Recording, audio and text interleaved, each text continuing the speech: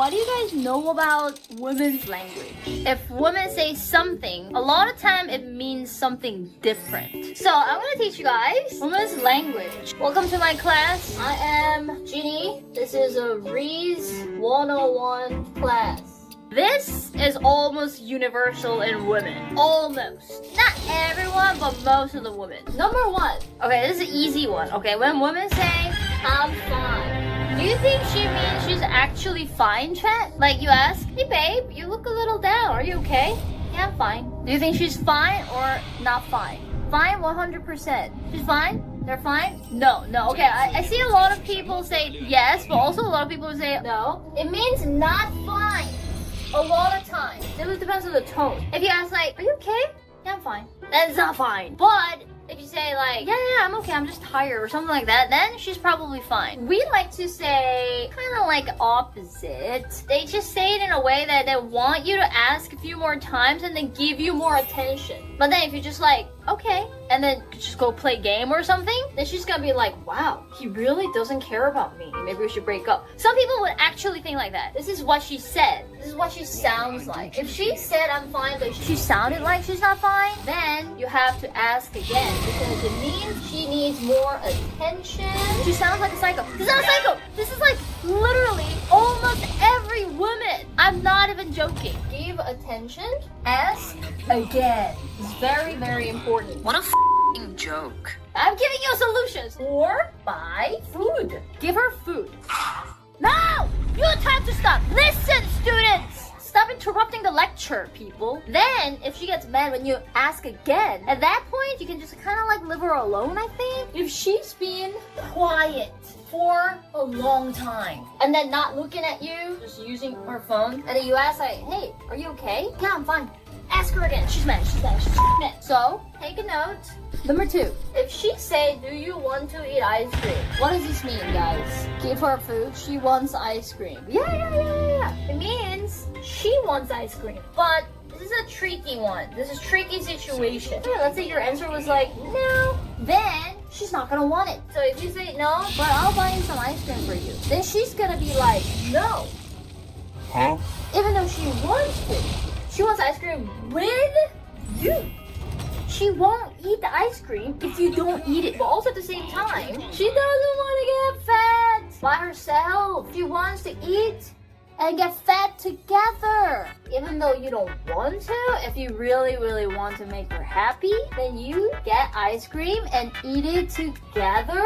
Then she's gonna be happy. Number 3, do I look fat? What do you answer? You cannot say yes. Are you crazy? A lot of you guys say yes. If you say yes, you are ripped. If you say no, but then this no should be literally 0 hesitation. You think 0.01 second? Also, okay, I look fat. No. You have to add like sweet compliments. You should sound sincere. They want you to actually mean it. It's sweet compliment. Now, another lesson. I'll get ready in 5. What is this? 5 hour? 2 hours?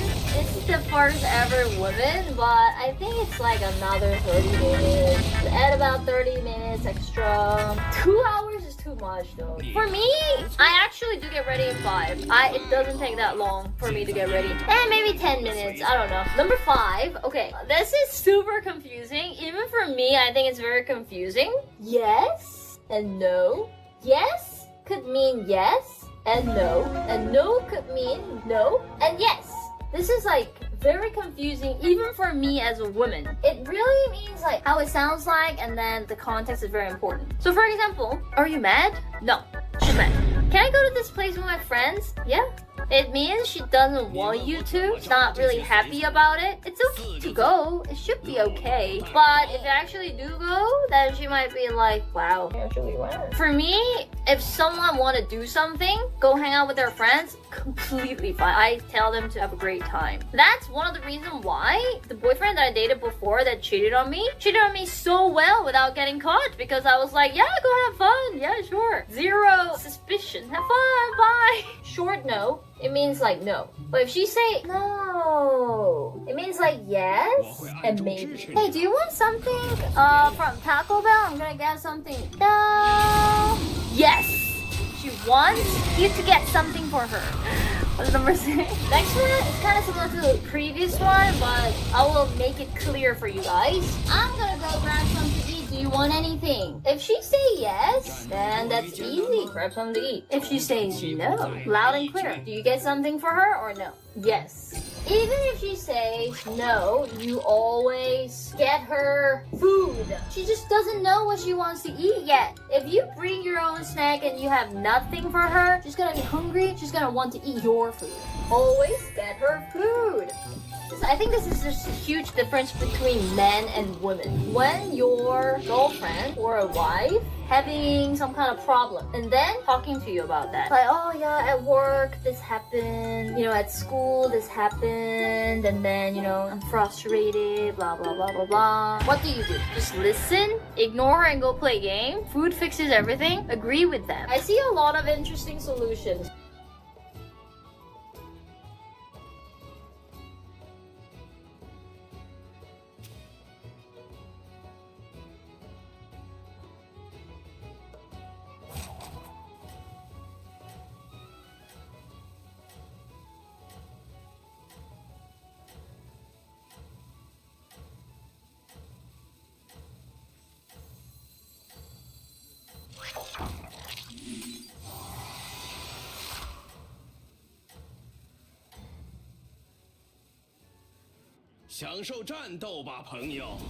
Here. Some people are saying food, some people are saying agree and listen. These are good actually. Agree and listen and then you get her food, and that's good. A lot of men, what they actually do is they try to solve their problem. You know what? In this situation, you could have just done this, you could have done that. Hell no.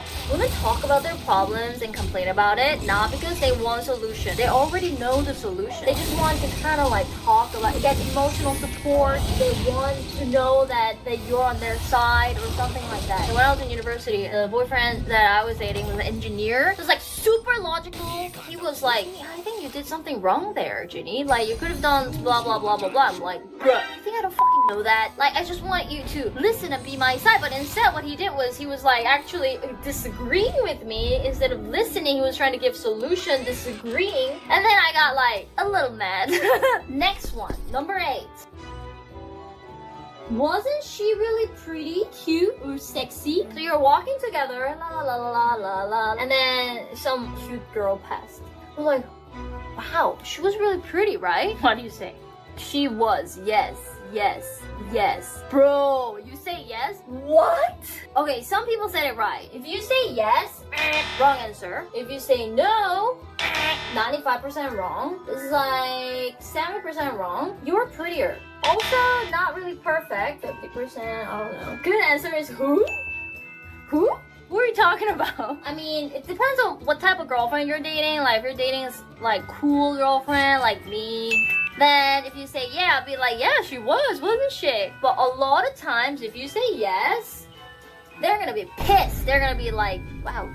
Okay, it's kind of like this. If you say yes, 95% of women will get upset. If you say no, I feel like most of the women should be fine with this answer. Okay, or they could throw you another trap question, be like, no, it's okay. She was like objectively pretty. You can just be honest with me. Trap. If you actually say, yeah, I guess she was a little hot. Oh no. Oh no. If you ask that question, like mega trap question, you still gotta stick to no. So I think in order to avoid all that situation, the best solution is who?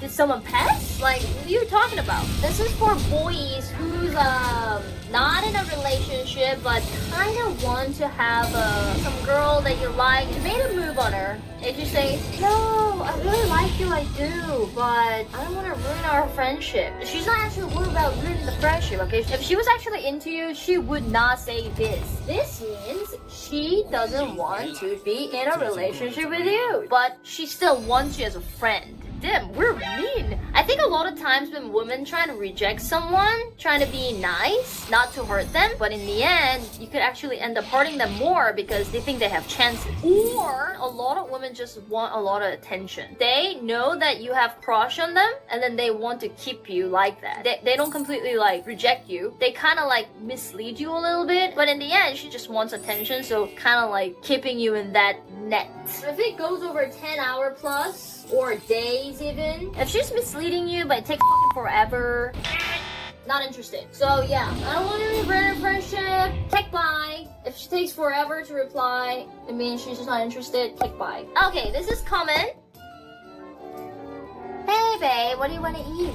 Whatever. Anything is fine. Does this actually mean anything is fine? Definitely not. It means she doesn't know what she wants to eat, so give like 5 or 6 different options that you have in mind, and then I'll pick one. And then if I like one of the options, then we're gonna do it. Give multiple options and I'll choose from it. We can eat whatever, as long as I agree. So like for example, hey, do you want to eat sushi? Do you want to eat pizza? Nah, I don't really like pizza that much. Do you want to eat Korean barbecue? Yeah. You can give options like that, and then he'll choose, and as long as she agrees, then you eat that. All these lessons, guys, are coming from true women.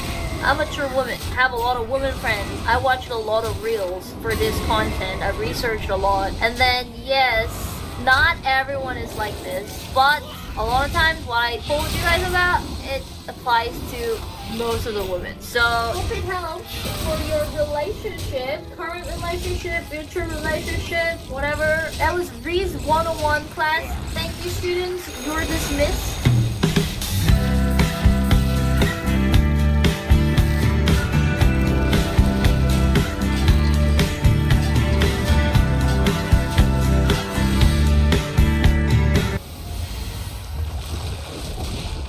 Okay, I will start drawing my life. For those people who hasn't seen me drawing about my life and who don't know me, or you're new to my stream, this is a good opportunity to get to know me. So I was born in 1992, July 28th, as a monkey year, and then I was born. And apparently, my mom got super sick after giving birth to me.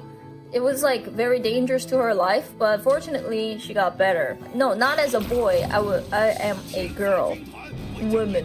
And then the funny story when I was a baby. When my mom was breastfeeding me, milk won't come out, so I bit my mom's nipple really hard. So my mom got mad and threw me. Oh, not mad, but my mom was surprised and then threw me. Yeah, threw me. And then that is how I became dank as fuck,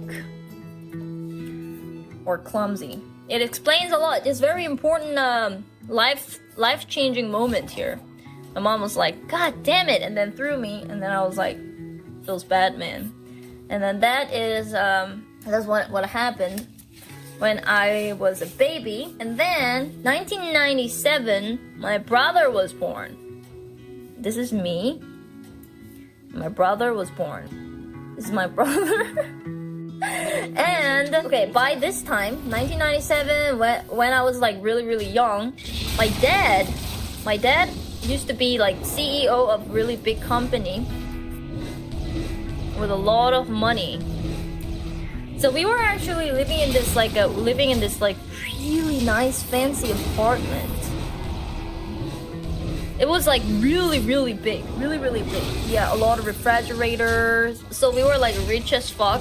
And my mom started teaching elementary school student.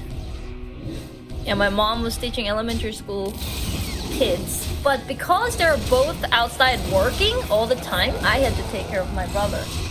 So that's the reason why we're like kind of really close and friends. What about sister? Sister was a bitch.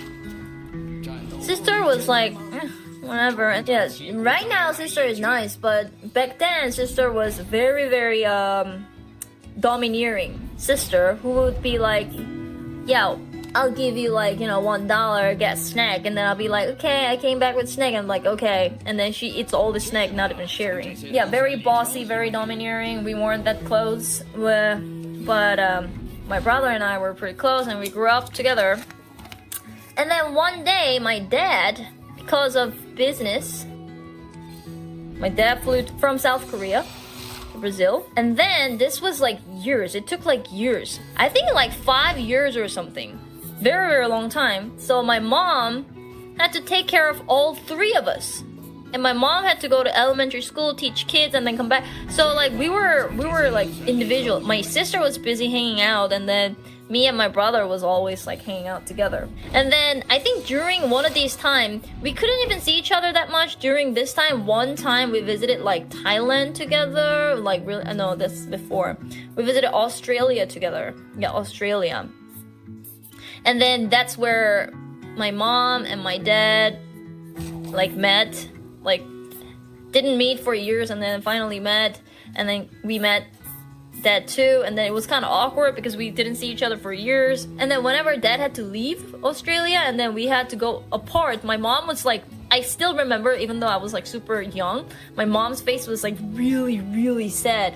My mom was like very sad, and then couldn't even like give us food, sad. Yeah. So this was very difficult years for my mom and dad. But anyway, after like 5 years, my mom and dad decided like, oh yeah, we're married together, we have 3 kids, so we have to do this together. So we're like, okay, I'm gonna do business in US, so you know what, let's go to US. So we're like, okay, we're gonna meet in US. So we all decided to fly to US when I was 16 years old.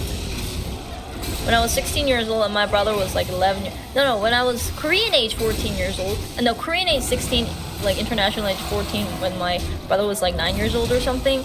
We all, American dream, we all flew to America. And America is very, very capitalistic, expensive country, right? And my dad got like this visa called E2 visa where, like you can get it if you want to like have business or something. So we all flew there. And my sister was like, nah, I don't like America, I'm gonna fly to Japan. So my sister was like, okay, bye. And then my sister went to Japan, and me and my brother, we all went to America. So because we were in America for 6 years, my sister and our family was apart for like 6 years as well. So that also explains why me and my brother and my sister aren't that close. Not smart sister. Yeah, so we started living in America, and then I went to 4 years high school, public high school, and then I did like ESL classes and stuff with a lot of other students, like learning A, B, C, D. My English was very bad in the beginning. And I went to California, and California has a lot of Asian and a lot of Korean. So like everyone was like, hey, welcome! I am Korean too! Yeah, I am Korean too! And then I was like, yay! And then so I hung out with them all together. During the time when I was in America, I only spoke like Korean. And only hung out with Korean people. If I didn't do that, my English probably is better right now. Yeah. Sister didn't join Yakuza. So we're like all hanging out together. And then during this time, I hit puberty. I hit puberty button, and I was smoking, and then drinking. I was a very, very bad student. Didn't go to class. Dude, I was smoking. I'm not in puberty right now, and if I smoke right now, that wouldn't be like puberty.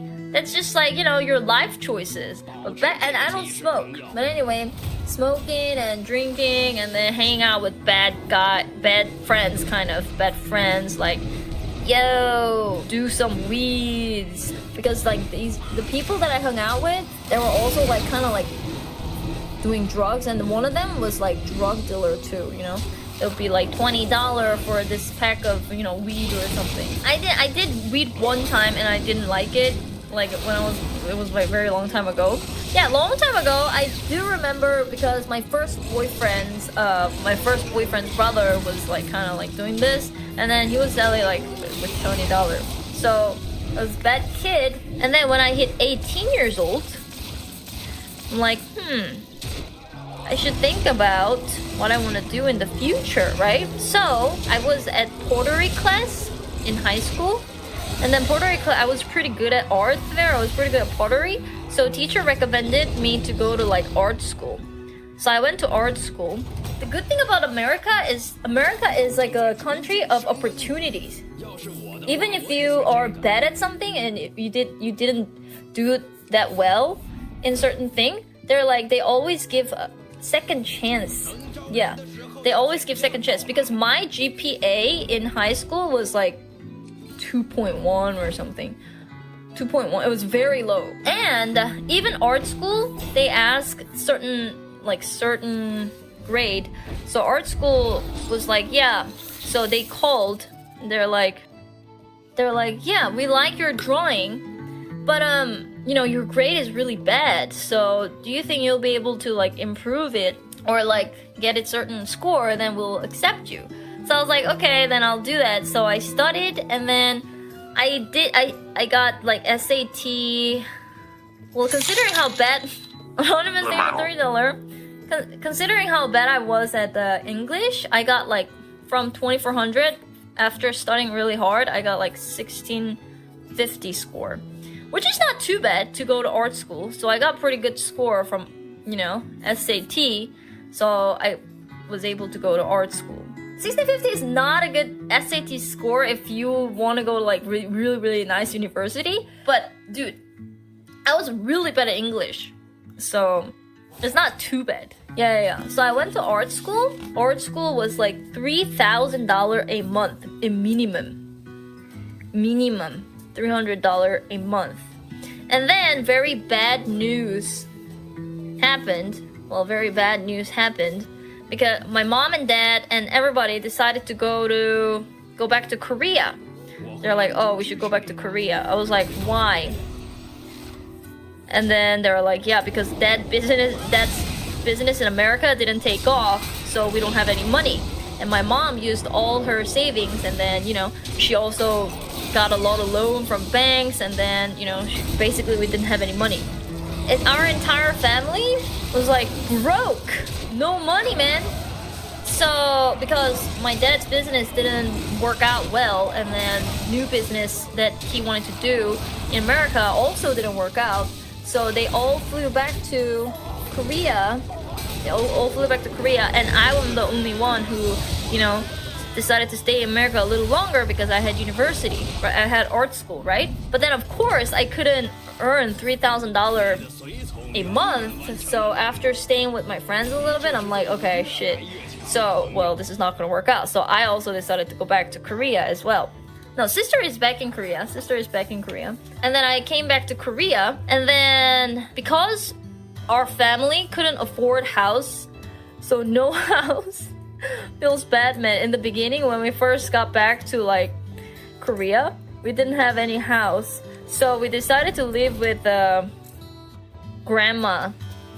Yeah, so we decided to live with grandma. Me, my dad, and my mom and my brother, like we decided to live at my grandma's house.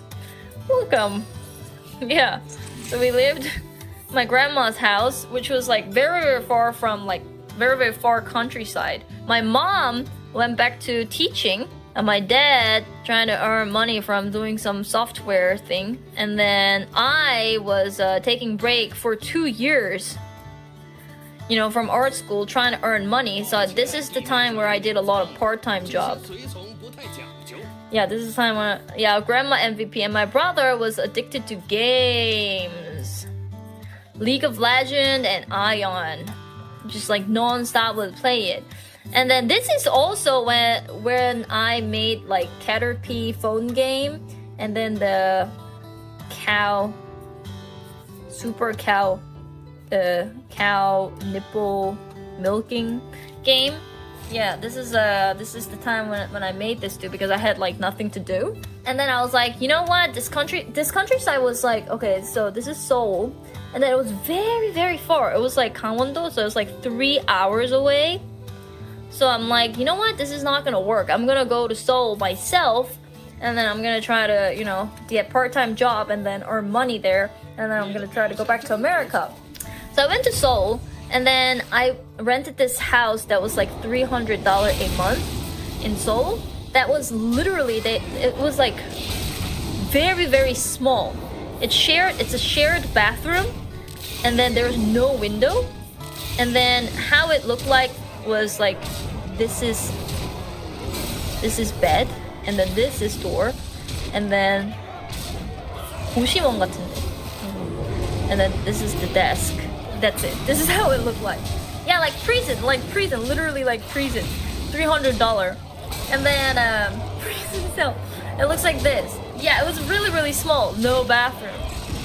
And no kitchen. This is all shared kitchen, shared bathroom, and just like bed and desk, and that's it. No window too. So I couldn't get any sunlight. And during this time, I did waiter.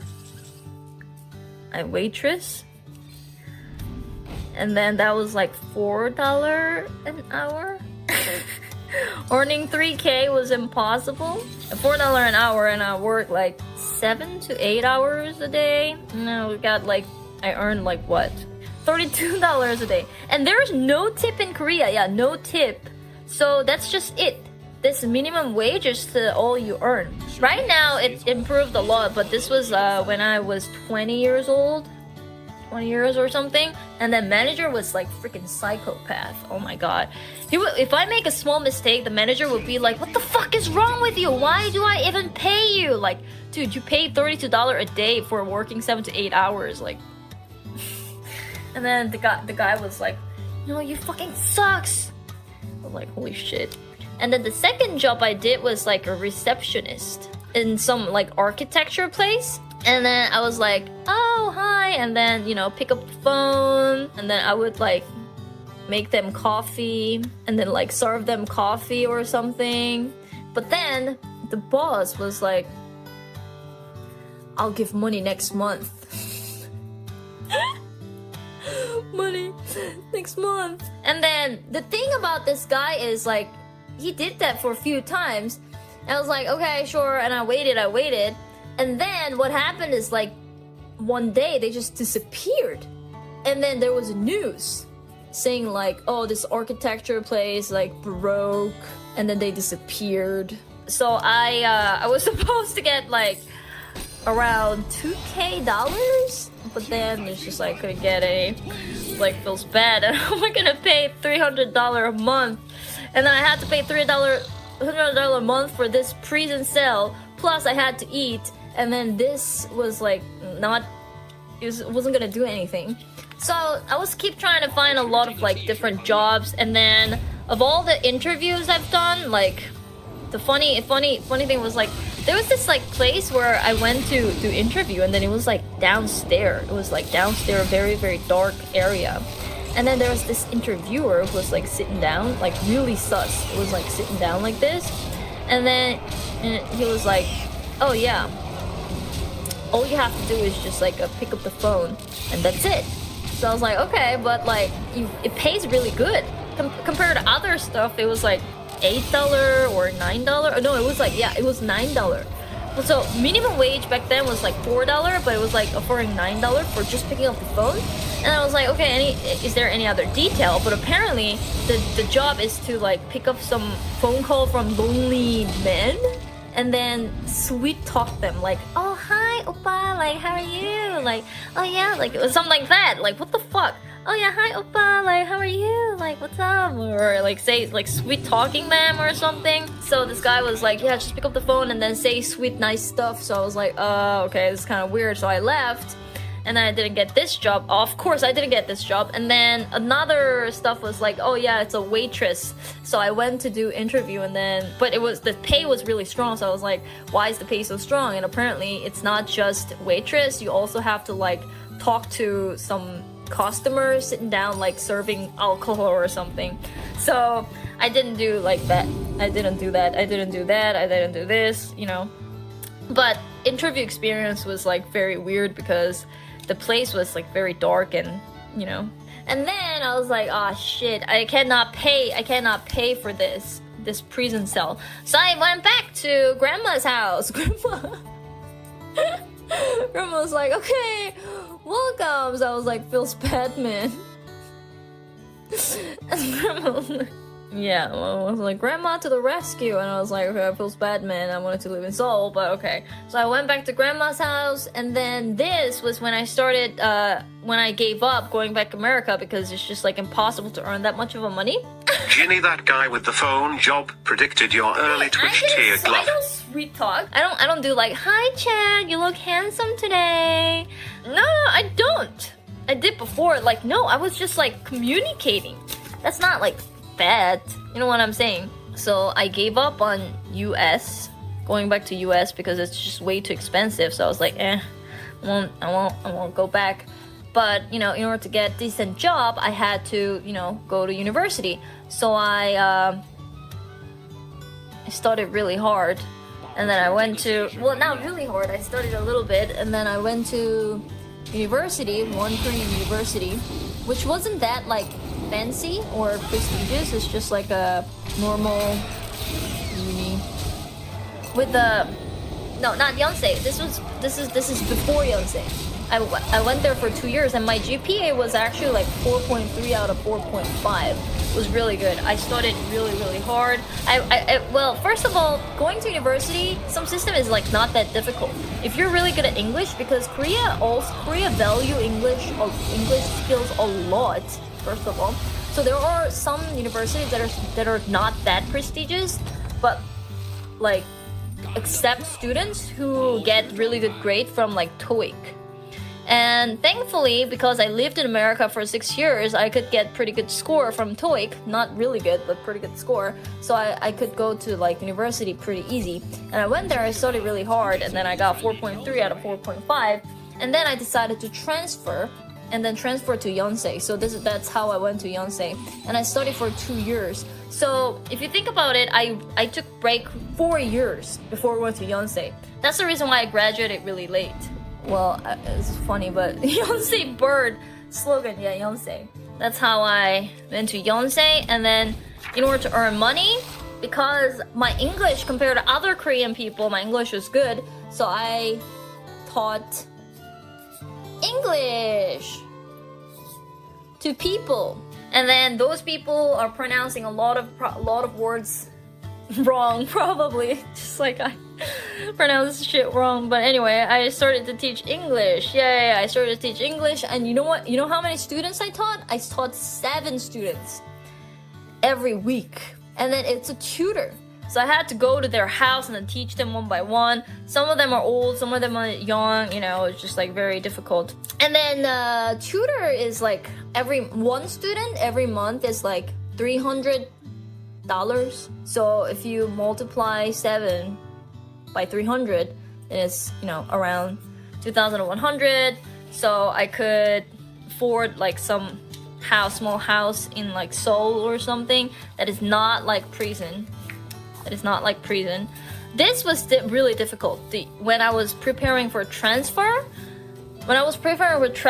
it was so difficult because Yonsei is like very good university, considered very good university in Korea, and basically you gotta study really hard to, you know, go there. And then I studied really hard. I actually studied like 14 hours a day for like a year. So like, for example, I woke up at like 7 a.m. and then I finished studying at like 10 p.m. or 11. I was like studying so hard all the time, studying. I was like, oh, studying. Oh, fucking, I hate studying, but like studying. And then because I was studying so hard, and then I was like stressed, I got bald spots. And you know how I found out? I was riding subway with my crush, and he was like, you don't have hair here. It was very embarrassing because it was in the back. It was on the back. I couldn't see it. No, I don't have bald spot. It was like actually just hole on my hair, like, and you could see scab like this. It was really bad. So I had to go like take some medicine in order to fix bald spot. But in the end, I went to Yonsei, so that's all good. And then I went to Yonsei. I was like, hell yeah, my life is gonna be like, you know, a bit better, because if you in Korea, there's actually like, it's very superficial, but I guess it's like realistic or something. There are different kinds of university level, you know? And then this is where Yonsei is. Yonsei and Korea University and Seoul University, and there are like MIT, I don't know, the really good university was like over there. And then I actually jumped from like around here to like all the way over there. So it was definitely worth it. And of course, if you graduate from this like top universities, it's very, very easy to, like, not super easy, but still like it's relatively easier to get job. But my dream was to start my own company, game company, because I like games. So I was like, yeah, I'm gonna make a lot of mobile games, like, and then I'm gonna name it YY Games. YY Games. So I met a lot of like students who had like similar dream with me. Oh yeah, like, yeah, let's partner up and then let's like make games together.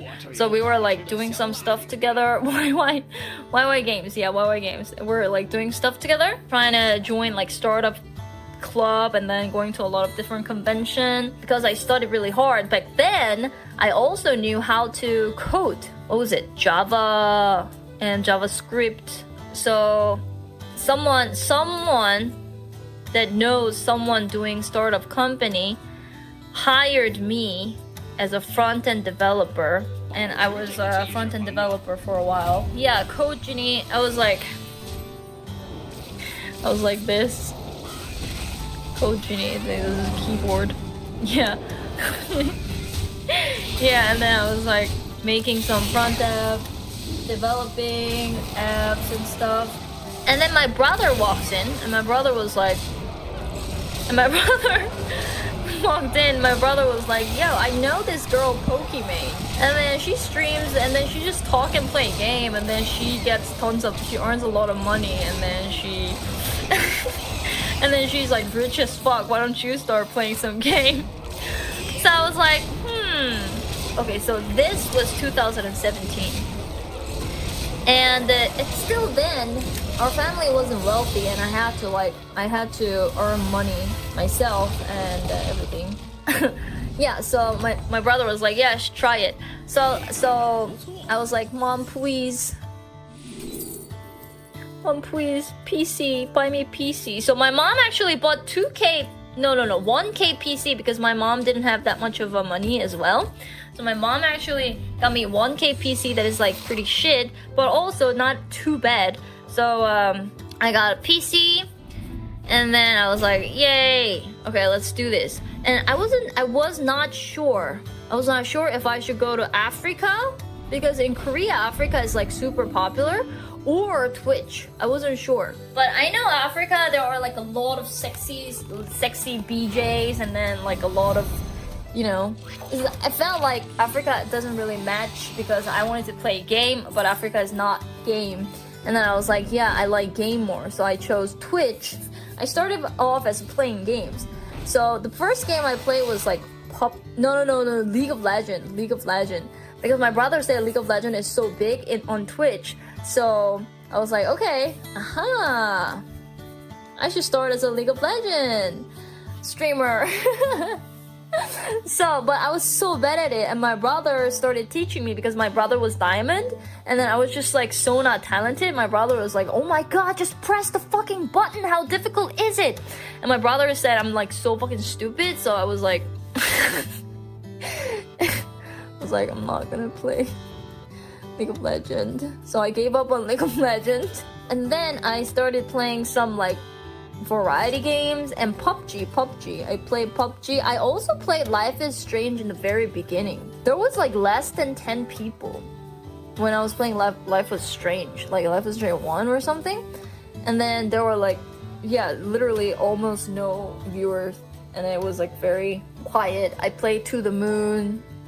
And then I started having fun PUBG, so I played a lot of PUBG. And then there are like few people. And then around this time, I think Kofu and like Claves, Zoa, and then like some of the people that you might recognize names. Like these people who are like 50-something months up.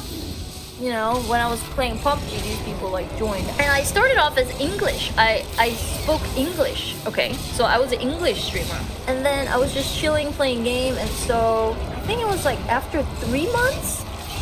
I'm not 100% sure, but after 3 months of streaming, my viewer was like from 0 to, I don't know, 100?